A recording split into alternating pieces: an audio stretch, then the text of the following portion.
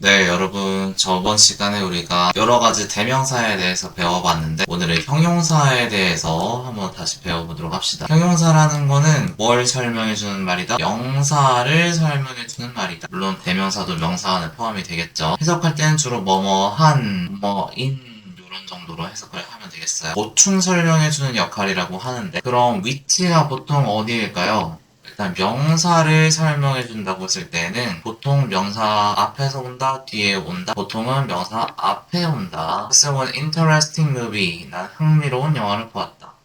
그럼 흥미로운 영화. 영화에 대해서 설명해 주는 거니까 얘는 형용사고 어디 온다? 앞에 온다. 그런데 어떤 것들은 뒤에서 꾸며줄 수도 있어요. 이건 특수하게 어떤 경우냐면 thing, body, 뭐 one, something, anybody, someone 이런 것들은 뒤에서 꾸며주면 되겠습니다. 그런데 바로 같이 오는 명사뿐만이 아니라 형용사는 주격 보어나 목적격 보어로 쓸 수도 있대요. 보어가 뭔지 기억이 나나요? 보어는 뭐냐면은 예를 들어 나는 학생이다라고 했을 때 학생이라는 게 뭘 설명해주고 있는 거지? 나에 대해서 설명을 해주고 있는 거잖아요. 그래서 보어라는 거는 뭔가를 설명해주는, 뭔가 상태를 나타내주는 역할인데, 보어에는 명사도 쓰일 수 있지만 형용사도 쓰일 수가 있었어요. 예를 들어서 hungry, 나는 배고프다. 지금 나의 상태가 배고픈 거잖아. 나의 상태를 나타내주는 말, 보어 이런 식으로 쓸 수가 있었고요. 주어를 설명해주면 주격 보어, 목적어를 설명해주면 목적격 보어라고 했었어요. 그럼 I feel tired. 나는 피곤하다. 누가 피곤한 거야?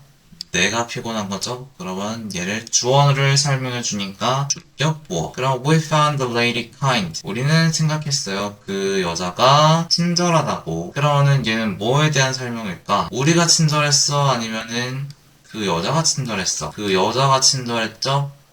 여자에 대한 설명을 하고 있는 거니까 이거는 목적격 보어라고 하는 거예요. 이렇게 명사랑 바로 같이 오면서 명사를 꾸며줄 때는 수식용법이라고 하고 보어로 쓸 때는 서술용법이라고 하는 거예요. 그래서 그 중에서도 alive, afraid, awake 이런 식으로 앞에 어가 들어간 형용사들은 항상 서술용법으로만 쓰인다는 것도 알고 있으면 되겠습니다.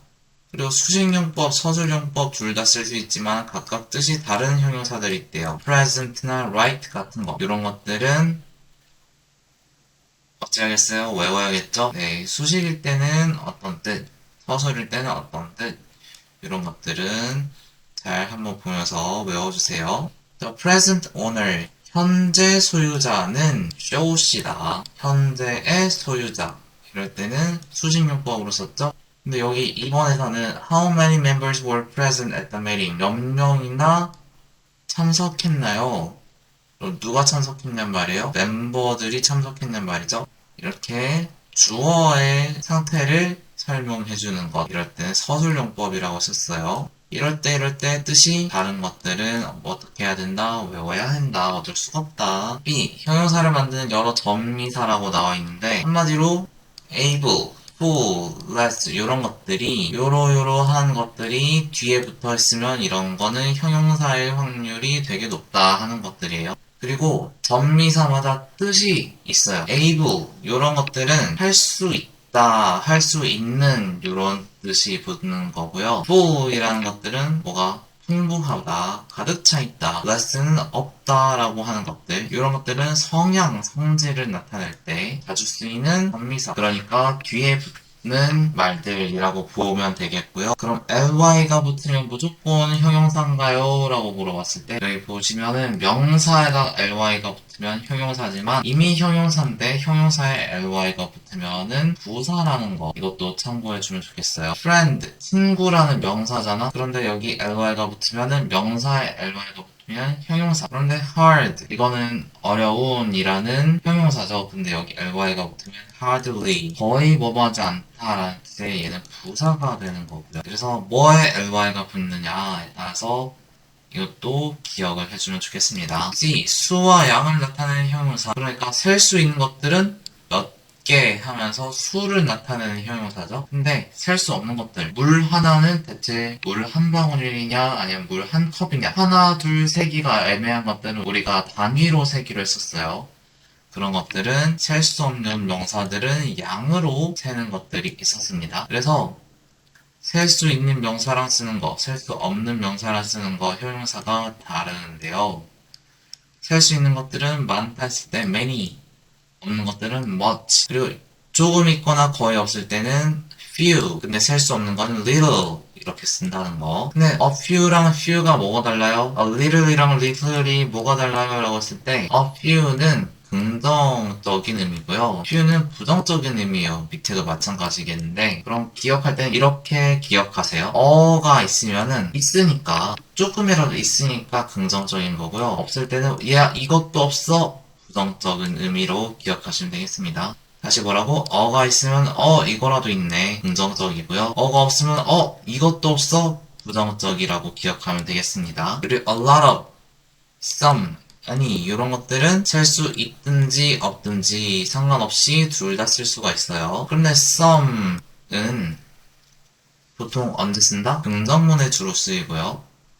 any는 물어볼 때나 아니면 아니다 할 때 any를 많이 썼었죠. 그리고 형용사는 보통 여러 가지 쓸 수 있잖아요. 이런 것처럼 나는 이 아름다운 갈색 브라질식 집을 좋아한다.